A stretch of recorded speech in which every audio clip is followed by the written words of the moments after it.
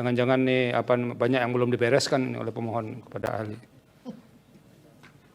Silakan, waktu biasa 10 menit. Nanti akan ada pendalaman dari yang lain. Silakan.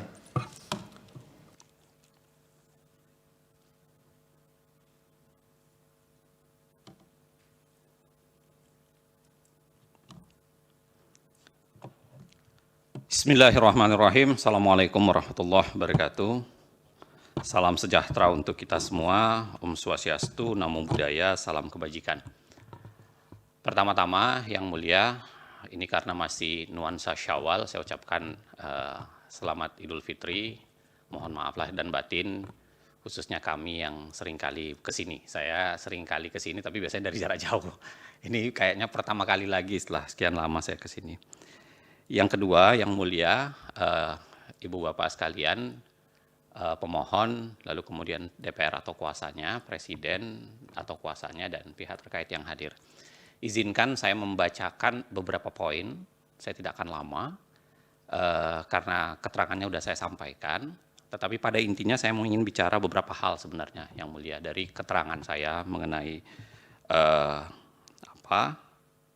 perkara yang sedang kita bincangkan.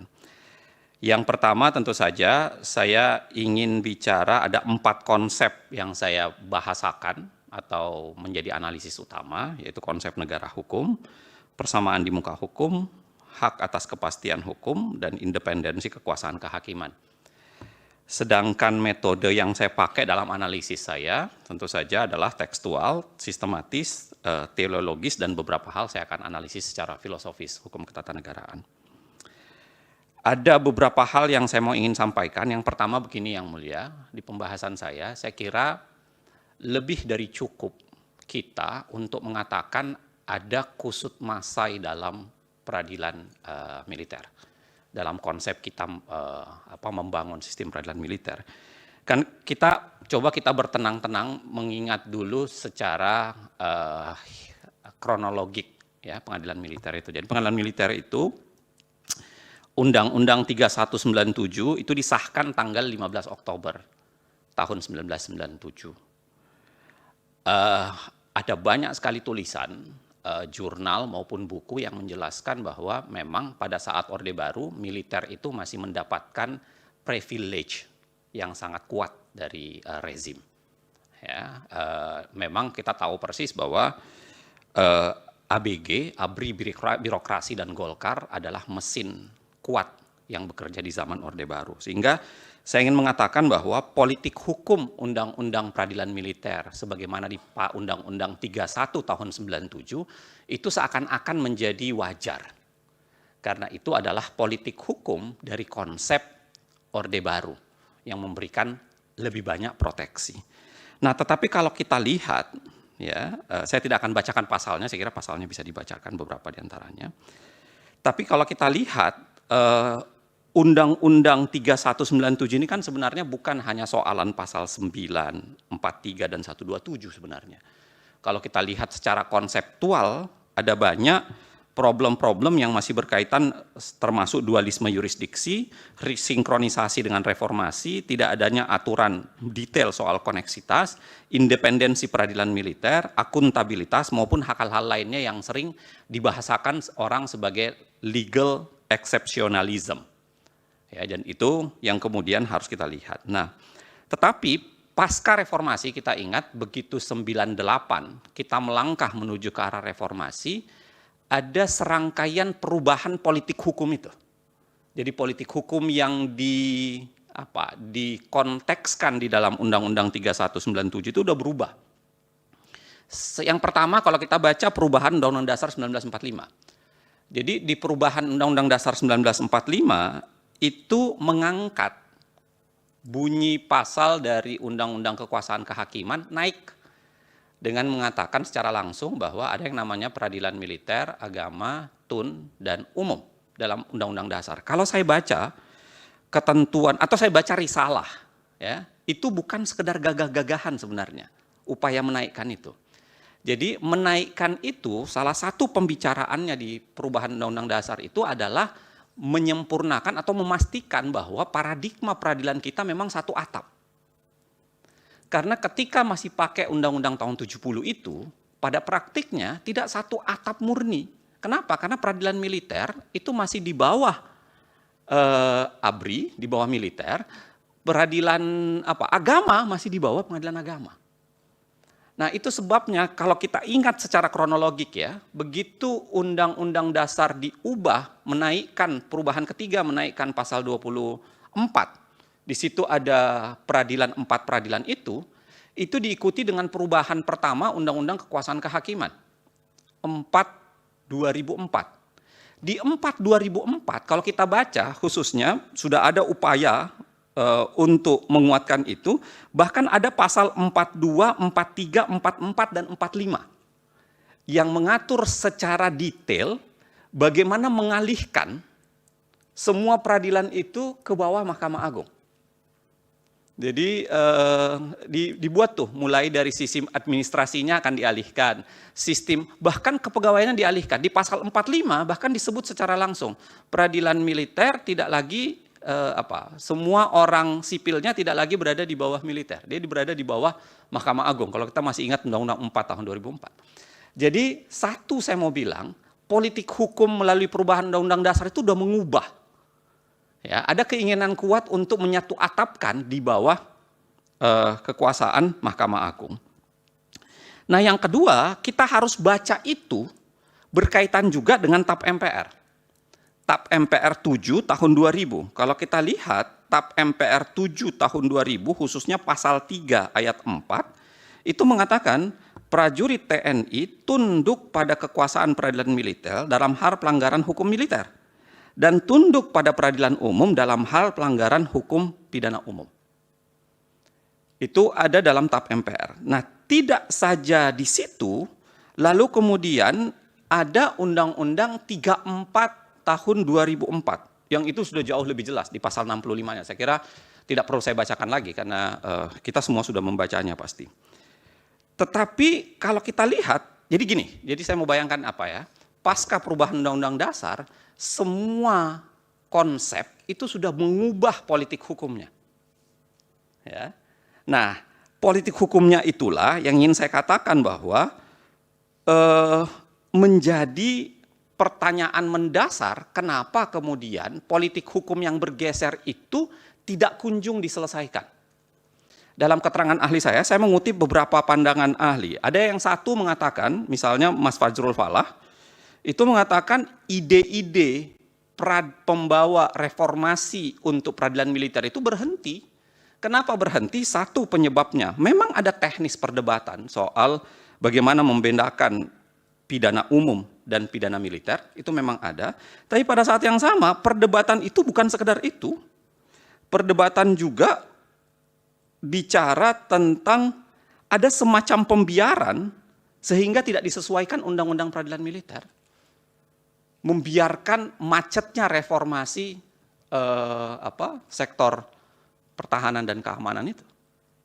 Ya, ini bisa dibaca misalnya ada banyak tulisan, ada tulisannya Markus Misner, bahkan kalau kita baca tulisan Jimli Asidiki, dia mengatakan begini, pada saat yang sama, ya, undang-undang peradilan militer ini telah jauh ketinggalan zaman.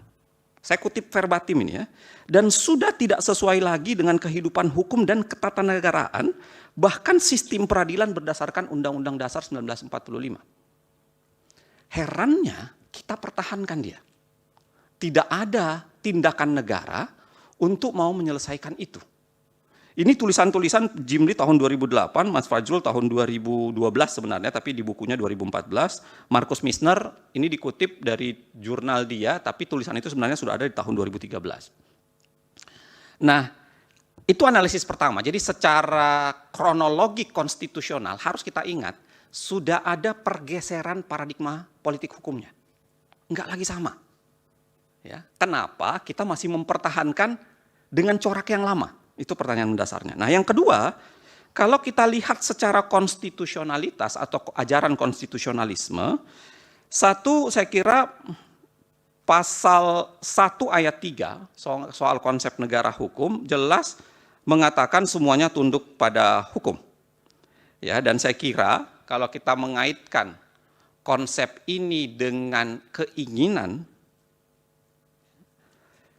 konsepsi keinginan untuk menguatkan, ya, membedakan secara detail yurisdiksi pengadilan umum dan peradilan militer, serta membawa proses pertanggungjawaban pelanggaran pidana militer tetap di militer dan kemudian pidana umum yang dilakukan oleh militer itu dibawa ke peradilan umum, itu kelihatan betul.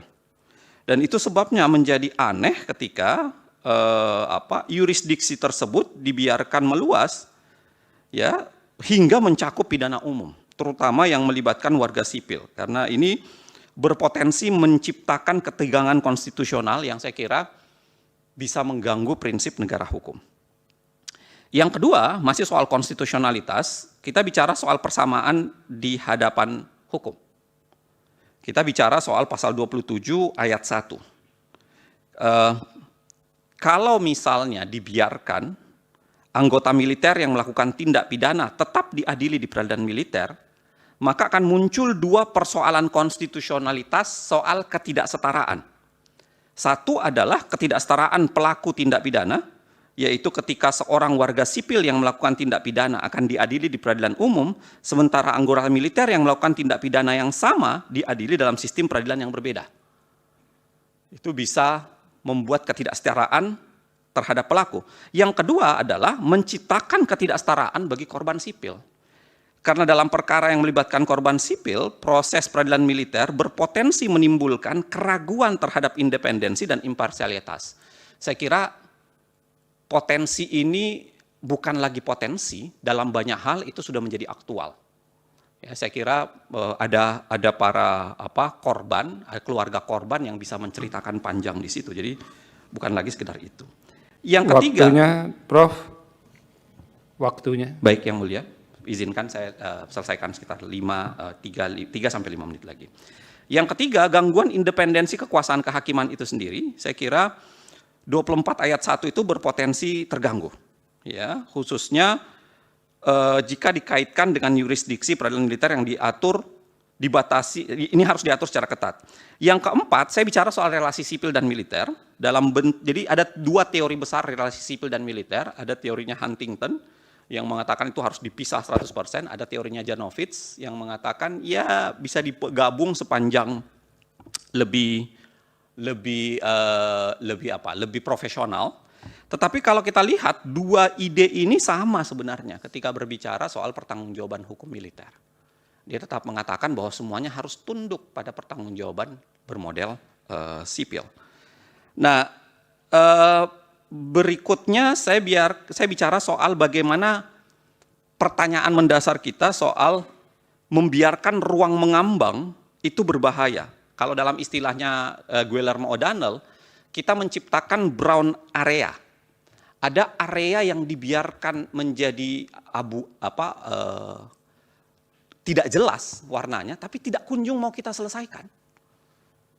Kita biarkan dan itu sudah berlangsung sekian lama. Jadi kalau undang-undang TNI 2004, kalau dalam beberapa tulisan mengatakan reformasi TNI berhenti di tahun 2009, ya saya kira kita berarti sudah membiarkan sudah sekitar 17 sampai 20-an tahun. Pekerjaan rumah itu tidak diselesaikan. Nah, pertanyaan reflektif yang saya mau bawa di ruangan ini, izin Yang Mulia 3-5 menit, apakah kita membiarkan ruang itu terbuka dan tidak kunjung kita selesaikan? Apakah kita tetap biarkan dengan alasan penggunaan pasal 74 dengan mengatakan bahwa ini namanya transisi, ya kan, selama undang-undangnya belum dibuat tetap menggunakan ini. Apakah kita mau terus menggunakan politik hukum yang sudah berhadapan-hadapan 180 derajat itu, berseberangan diametral? Hanya dengan alasan bahwa ada pasal 74. Kalau kita lihat, pasal ini sudah sudah diproduksi berulang kali untuk dipakai sebagai alasan. Saya mencantumkan beberapa pemberitaan, alasan yang sama direproduksi terus-menerus mulai dari tahun 2000 berapa nih? Dari tahun 2016-an. 2016, 2017, 2018, alasan yang sama semuanya. Alasan mengatakan, kan ada pasal 74. Kan ada pasal 74. Nah, pertanyaan kita menurut saya di ruangan ini, sebodoh apakah kita membiarkan tidak menyelesaikan pekerjaan rumah itu. Apakah kita unable? Saya kira tidak. Saya kira tidak. Kita tidak unable. Kita punya kemampuan. Jangan-jangan problem kita adalah unwilling. Jangan-jangan problem kita adalah willingness. Ketidakmauan untuk menyelesaikan problem itu. Nah, sebagai sebuah kesimpulan yang mulia, bagi saya, tanpa bermaksud untuk mendahului, tapi bagi saya, menurut saya ini tantangan besar buat Mahkamah Konstitusi sebenarnya.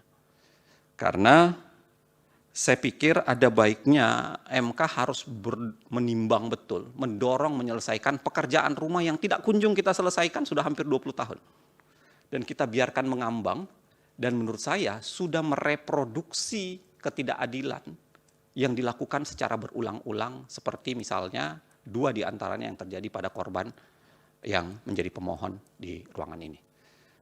Saya cukupkan di sini, Yang Mulia. Selebihnya bisa dibaca di keterangan saya. Insya Allah akan saya tambahkan, kalau memang kebutuhannya ditambahkan halamannya, saya tambahkan halamannya, Yang Mulia. Saya tutup di sini. Wallahu muwaffiq ila aqwamit thoriq. Assalamualaikum warahmatullahi wabarakatuh. Waalaikumsalam. Download Tribun X sekarang. Menghadirkan lokal menjadi Indonesia.